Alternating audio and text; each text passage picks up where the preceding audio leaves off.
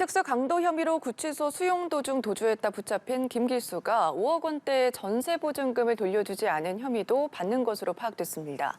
한편 차량을 훔쳐 무면허로 몰고 다니다 붙잡힌 촉법 소년이 또다시 같은 범행을 저질러 결국 소년 분류심사원에 넘겨졌는데요. 이 밖에 사건 사고 소식 이웅혁 건국대학교 경찰학과 교수와 함께 살펴보도록 하겠습니다. 어서 오십시오. 안녕하십니까. 예, 안녕하십니까. 먼저 김길수 얘기부터 좀 해보겠습니다. 경찰에 따르면 김길수가 전세보증금 사기 혐의가 추가로 드러났습니다. 5억 5천만 원 정도로 보이는데 사건 먼저 정리를 해주시죠. 네, 그 강력범죄만 범한 것이 아니고 네. 그 사기까지 지금 범한 것으로 수사의 범위가 좀 확대될 것 같습니다. 그 편취액이 5억 5천만 원으로 지금 예상하고 있는데요. 두 건으로 일단은 고소장이 접수가 되고 수사가 진행 중인 것 같습니다. 네. 먼저 그 2억 5천만 원에 해당되는 그 전세 보증금을 반환을 해야 되는데 그 세입자의 그 계약 만료가 다 됐음에도 그 2억 5천만 원을 처음부터 편취하려고 했던 것은 아닌가라고 하는 의심이 되는 대목이 있고요. 그러니까 지금 그 피해자 입장에서는 하필 그 집주인이 이 김길수였느냐. 그리고 이 사실도 나중에 이제 알았던 것 같습니다. 왜냐하면 계속 연락을 했는데 연락이 안 되는 또 이런 상황을 봉착한 것 같고요. 그러니까 이 피해자의 그 입장에서는 지금 이 집을 이사를 가야 되는데 지금 대출금에 대한 이자도 올라가고 이미 그 이사 갈 집에 대해서는 그 계약금도 냈는데 그것도 또 지금 손해를 보는 수밖에 없는 상황이고 네. 2억 5천만 원에 대한 이제 반환을 받지 못하는 상당히 또 난감한 이런 상황이 하나 있는 것이고요. 이 건은 그 금천경찰서에 고소장이 접수가 돼서 또 다른 수사가 진행 중인 것이고 이 건 이외에 중랑경찰서에 그 상도동 근처에 있는 그 김길수의 이 집이 또 하나 있습니다.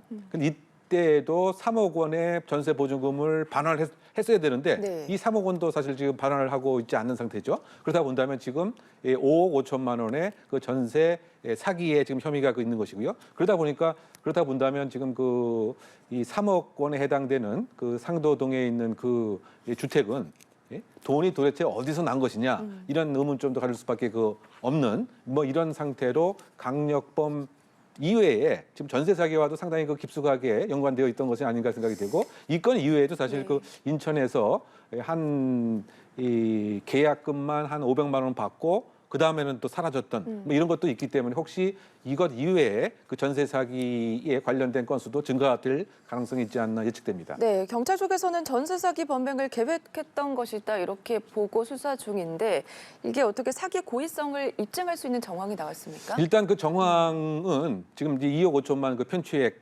말이죠. 네. 지금 그 금천구 한 빌라에 관한 것인데요. 이것을 처음에 구입을 했을 때 구입액이 2억 5천만 원이었는데 전세가도 2억 5천만 원이었습니다. 이른바 그 전세를 끼고 구입하게 되는 무자본 갭 투자의 그 모습이 아주 역력한 것이죠. 그런데 또 특이한 것은 사실 그 시점에서 시세보다 집값은 사실은 쌌죠. 그리고 전세값은 이제 높게 이렇게 받는 네. 이제 그런 형태를 보게 되면 아예 처음부터 이 전세 보증금 자체를 편취하려고 또 했던 것은 아니겠느냐, 아예 주지 않으려고 했던 것은 아니겠느냐, 이런 의미에서 처음부터 이런 전세하고 상관없이 이 돈을 빼앗아서 편취하려고 하는 의사가 좀 분명한 것이 아니겠는가. 네. 그런 점에서 처음부터 지불할 의사와 능력도 없었다라고 하는 이런 사기점에 지금 초점이 맞춰져 있는 상황으로 생각됩니다. 알겠습니다. 또 보니까 김길수가 오는 10일 내일이죠. 새 계약 잔금으로 1억 5천만 원의 잔금을 받을 예정이었다고 합니다. 그렇기 때문에 이 돈을 가지고 탈출을 하려던 것 아니냐 이런 얘기도 나오고 있거든요. 이 부분에 대해서 어떻게 좀 보십니까? 그렇죠. 우리가 요 이전까지 얘기했던 거는 이제 전 예. 세입자고요. 지금 이제 이 건은 새 세입자죠. 그러니까 새 세입자로 1억 9천만 원을 전세 보증금을 받는 계약을 했던 겁니다. 네. 2천만 원은 먼저 받고요. 그렇다 본다면 대략 한 1억 7천만 원을 10일 날 받기로 이렇게 되어 있었던 것입니다. 그런데 지금 10월 30일경에 갑자기 검거가 되었죠. 네. 그러다 보니까 이제 본인의 입장에서는 형을 6년 정도 살았고 또 지금 그 혐의 자체가 특수 강도이기 때문에 또다시 이 감옥에 간다라고 하는 것에 대해서는 엄청난 부담감을 아마 가졌을 것입니다. 그리고 지금 조금 도주해서 며칠만 지나게 되면 1억 7천만 원을 내가 마저 받을 수가 있다. 그렇다고 본다면 장기 그 도주하는데 중요한 도피 자금으로 활용될 수 있다라고 생각했을 가능성은 있었던 것은 아닌가. 네. 그런 추정을 해봄직한 것이죠. 왜냐하면 일단은 도피를 하는데 이번에 그 개요를 보게 되면 네. 사실 그 의정부 일대만 이렇게 돌아다녔고 특별히 도와줄 수 있는 지인이라든가 도주를 원조할 수 있는 자금 자체를 제공할 수 있는 사람은 그렇게 많지 않았던 것 같습니다. 기껏해야 그 여자친구로 알려진 지인으로부터 약 뭐 40만 원, 그 친동생으로부터 뭐 역시 한 40만 원 정도인가요? 그렇다 본다면 지금 1억 7천만 원을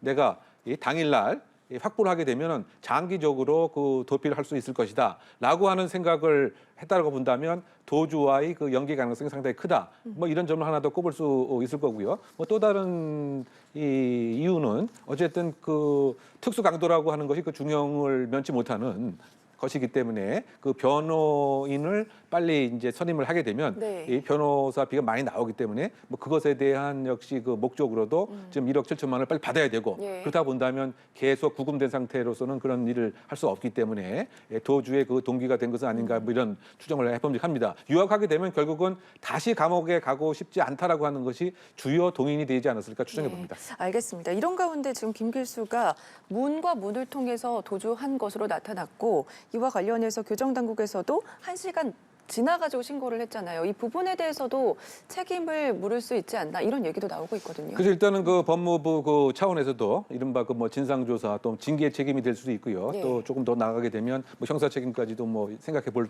여지는 있겠습니다만 어쨌든 지금 그 알려진 그 상황에 의하면 사실상 이 양쪽 수갑 자체가 다 풀어진 뭐 이런 상태였던 것 같고요. 더군다나 뭐 창문을 통해서 뭐 이렇게 나갔던 것도 아니고 바로 화장실 문을 그야말로 버젓이 열고 또 병원 문도 버젓이 열고 뭐 이렇게 그 나간 것이다. 그리고 또 알려진 바에 의하면 2인 1조 중에서 그 교정 공무원 한 명은 그 시점에서 현장에서도 또 없었던 것 같습니다. 그렇다 본다면 이게 총체적으로 네. 그 법무부의 교정본부의 개호의 실패다. 뭐 이렇게 비난을 할 수밖에 없는 것이기 때문에 지금 아마 법무부 장관도 국회에서 이 부분에 대해서는 송구하다라고 하는 뭐 그런 의사를 뭐 표한 것 같고요. 그래서 어쨌든 이번 사안의 그 문제점을 면밀히 조사하고 필요한 부분에는 이제 징계 책임을 물어야 될 것 같고요. 네. 또 이것을 그 하나의 그 계기로 해서 이와 같은 이것은 커다란 교정사고의 대표적인 것이죠. 그러면 이것을 어떻게 막을 수 있는가에 관한 이런 그 대안 마련도 상당히 좀 시급해 보이지 않는가 그 생각이 됩니다. 뭐 시설 내 의료 시설을 만들 수도 있고요. 아니면 의료 수용인에 대한 전담 의료 시설과 MOU를 맺어서 이를테면 화장실이라든가 또 진료받는 공간은 이 보안 조치를 뭐 철저히 하는 방안이라든가 또는 혹시 그 도주가 이루어진 경우에 그 인근의 그 경찰과 협업을 할 수 있는 이런 MOU의 그 체결이라든가 뭐 이런 등등에 대한 근본적인 대안도 꼭 모색이 돼야 된다고 생각합니다. 알겠습니다. 김길수 사건도 그렇고 요즘 흉기 난동 사건도 많다 보니까 시민들의 불안이 날로 커지고 있는 것도 사실이거든요. 이런 가운데 경찰청이 올해 연말까지 전국의 952개 치안센터 중에서 576개를 폐지한다. 이런 방침이 전해져서 논란이 일고 있습니다. 우선은 폐지하는 이유는 뭡니까?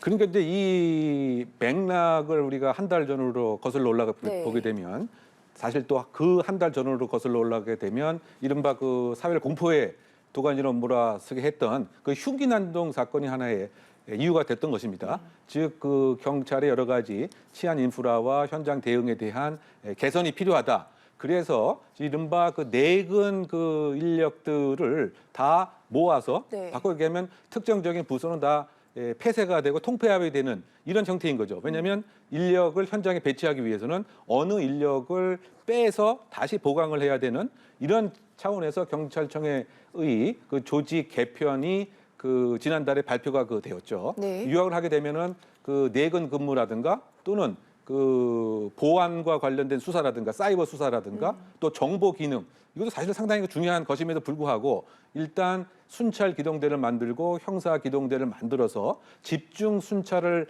해야 되겠다라고 하는 방향에서 결국은 이제 그 인력을 빼다 보니까 이른바 그 치안센터도 여기에 해당이 되었던 거죠. 네. 그래서 지금 평균적으로 약 950여 곳의 치안센터 중 약 그 500개, 600개가 이제 없어지는 이런 형태인 것이고요.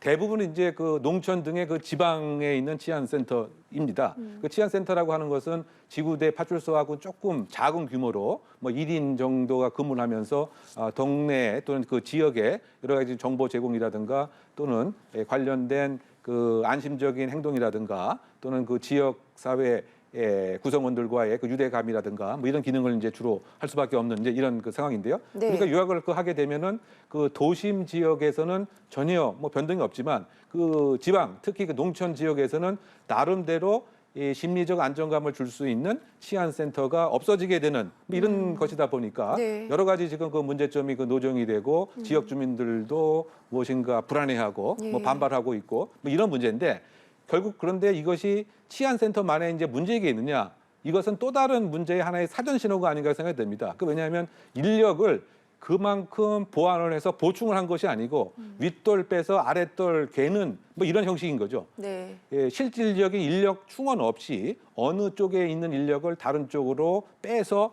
배치를 하다 보니까 이런 문제가 지금 생길 수밖에 없는 것이고요. 그러다 보니까 치안센터에 관한 문제가 제일 먼저 불거진 것이고 향후 이를테면 지금 사이버 수사도 상당히 중요한데 이것도 사실은 인력을 줄였고요. 또는 해외와의 관련된 국제 범죄도 외사과가 또 중요한데 이것도 또 줄였고요. 그리고 이제 그 정보 기능에 대한 여러 가지 그 판단 또 중요한데 이것도 다 지금 그 경찰서의 거의 뭐 3분의 1 이상을 폐지를 했습니다. 네. 그러다 보니까 일단은 치안센터에 관한 문제가 지금 부각이 됐지만 또 다른 문제도 사실 지금 깔려 있는 것이다.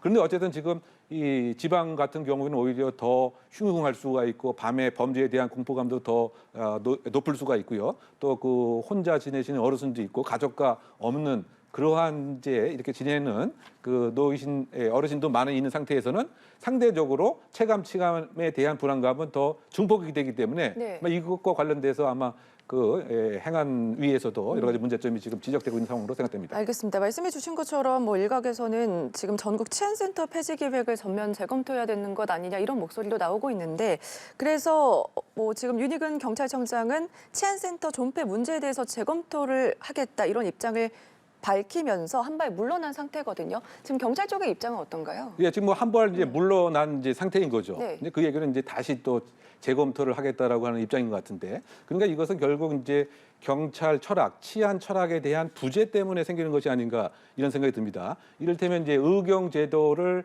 다시 부활하겠다. 뭐 이렇게 발표를 해놓고서는 사실상 지금 국방 인력이 없는데 네. 의경 제도를 어떻게 부활하느냐 이런 것 때문에 또 한 발 그 빼는 식으로 형사 정책을 사실상 그 탁상 행정 비슷하게 치안 정책을 이렇게 그 생각하는 이런 면이 있는 것이 아닌가 뭐 이런 생각도 들 수밖에 없고요. 어떤 또 큰 측면에서 보게 되면 당정에 약간 엇박자가 나는 것은 아닌가 네. 치안 정책에 있어서 왜냐하면 지금 이 정부에서는 무엇인가 그 강경 기조의 엄벌 위주의 치안 정책을 선호하고 있는데 그런데 지금 그 정당에서는 국민의힘 입장에서는 지금 여러 가지 지금 지방에서 이 안전에 대한 사회적 서비스, 심리적 유대감 이것을 또 바라고 있다 보니까 이것이 이제 조금 엇박자가 나는 형태로 그러면 치안 센터를 다시 재검토해 보겠다. 네. 뭐 이렇게 그 얘기가 나오기 있기 때문에 결국은 그 치안 철학의 그 부재 또는 중장기적 국가의 치안 안전에 대한 플랜의 부재. 네. 그러니까 즉흥적으로 지금 이런 정책들이 그 나오는 이런 면은 좀 지적을 하고 싶은 대목입니다. 알겠습니다. 이번에 저희가 촉법소년 사건 화제가 되고 있는데 이 얘기도 좀 해보겠습니다. 지난 9월에 중학교 2학년 학생이 이제 제주에서 차량을 훔쳐서 운전을 하다가 경찰에 붙잡혔는데 그 이후에도 또 다른 범죄를 저질렀다고요 하더라고요. 근데 보니까 자신이 지금 촉법소년에 해당하기 때문에 처벌을 받지 않는다. 이걸 알고 또 범행을 저지른 거잖아요. 네, 그렇습니다. 여기서 이제 이 중학생은 13세입니다. 네. 소위 그 형사 미성년자죠. 형사 처분의 대상 자체가 되지 않고 이를테면 다른 보호 처분 등은 이제 될 수가 있는 네. 즉 법을 위반했지만 형사 제재가 안 되는 그런 어린 나이의 비행자를 우리가 촉법 소년이라고 이렇게 규정을 하고 있는데요. 네. 근데 이 그 학생 같은 경우에는 차량을 무려 15차례 이상 훔치는 등의 행위를 포함해서 약 2달 동안 30회 이상의 그 범법 행위를 저질렀습니다. 좀 구체적으로 보게 되면 그 9월 30일 날 그 SUV 그 차량을 훔쳐서 시속 100km 이상으로 이제 도망을 갔죠. 그러다가 또 추돌 사고도 있었고요. 또 그 다음 날 또 차량을 훔치려고 했다가 이 적발이 됐고 그러다가 이제 이번 달 그 4일에는 역시 그 아반떼를 훔치고 몰고 다니다가 네. 또 사실은 적발이 됐습니다. 그런데 지금 지적을 하신 바와 같이 그 형사 미성년자 촉법 소년에 해당되다 보니까 공식 제재 절차에 이렇게 편입하지 않고 그 부모에게 이른바 그 인계하는 뭐 이런 형태를 해본 거죠. 그러다 보니까 본인 자체도 처벌받지 않는다고 이제 이렇게 생각이 되었던 것 같은데 그런데 네. 사실상 지금 이번 그 사안도 30차례 이상이 해당이 됐고 이 건 이후에도 반송도 없었고 그러다 보니까 이것은 상당히 심각한 문제라고 이제 판단을 해서 그 경찰이 이른바 이제 그 긴급 그 이 동행영장을 법원으로부터 발부받아서 예. 비록 미성년자 형사 미성년자이긴 하지만 그 소년 분류 심사원에 감호 위탁을 한 것입니다. 네. 근데 이거는 결국 뭐냐면 앞으로 이른바 그 보호 처분 10호, 9호가 이제 소년원에 갈 수 있는 그런 대상이 되는 것이거든요. 예. 그래서 그 기간 동안 한 달 정도 여기에 있으면서 만약에 보호 처분 중에서 소년원에 가는 9호, 10호 처분이 해당되게 되면 소년원에 갈 수도 있고요. 만약에 그런 것이 아니고 5호, 6호 보호관찰 또는 1호, 2호처럼 부모에게 인계하는 조치도 있을 수도 있는데 지금 30회 이상의 이런 행위를 했다라고 한다면 사실상 그 소년원에 갈 수 있는 9호, 10호 처분이 필요한 것이 아닌가 생각이 드는데 네. 사실 이 촉법 소년 문제가 상당히 그 중요한 어떻게 보면 아까 치안 정책 문제의 한 일부분이긴 합니다. 근데 그 지금 계속 그 지적이 그 되고 있음에도 불구하고 그냥 소년 그 보호 처분에 관한 인프라 자체가 소년 사법에 대한 인프라 자체가 개선됨이 없이 계속 똑같은 상태가 되기 때문에 이런 문제가 아닌가 이런 지적을 하고 싶습니다. 알겠습니다. 말씀해 주신 것처럼 촉법소년의 범죄가 증가하기 때문에 아무래도 좀 강경한 조치를 내린 것으로 보이는데 저희 마지막 사건도 좀 살펴보겠습니다.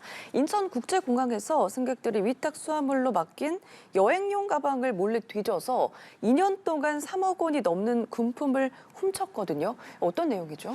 참 이것도 어떻게 보면 상당히 조금 충격적이고 황당한 사건이 아닌가 이런 생각이 듭니다. 예. 우리가 그 인천공항을 떠나서 외국에 그 여행 갈 때 여행용 가방, 뭐 캐리어라고 하는 거 항상 갖고 가지 않습니까? 그런데 이걸 다 이 소위 말해서 비행기 안에 실을 수가 이제 없으니까 일부는 이른바 붙인다고 얘기하잖아요. 네네. 근데 그 업무를 그 담당하는 이 직원이 약 2년 동안 소위 그 000으로 돼 있거나 또는 111로 돼 있거나 예. 또는 비즈니스 좌석을 이용하거나 퍼스트 클래스 좌석을 이용하는 그런 그 수화물을 표적을 해서 결국은 이 수화물을 가방을 열고 거기에 명품 가방, 명품 옷, 또 어떤 경우에는 뭐 현금 등등을 도합 3억 7천만 원에 그 해당되는 것을 200회 이상에 걸쳐서 네. 훔친 것입니다. 그래서 그 작년부터 이 수화물이 분실을 했다라고 하는 이제 신고가 계속 왔기 때문에 경찰이 이 시기에 있어서의 그 업무자 명단 그리고 그 CCTV 등을 이제 통해서 수사를 그 해봤더니 그 6인 1조로 근무하는 이 팀에서 예. 이른바 그 부팀장을 맡고 있는 이 사람이 내가 마지막으로 이것을 검사하겠다라고 그 장소에 들어가서 이 귀중품이죠. 예. 그죠? 명품 등 또 어떤 것은 한 4천만 원 상당도 있습니다. 이것을 자신의 옷가지에 이렇게 숨겨서 그야말로 그 보호 구역을 빠져나가는 그 형태로 이렇게 그 이른바 내부자 그 절조를 상습적으로 한 그런 내용입니다. 예, 알겠습니다. 오늘 말씀은 여기까지 들어보도록 하겠습니다. 지금까지 이웅혁 건국대학교 경찰학과 교수와 이야기 나눠봤습니다. 고맙습니다.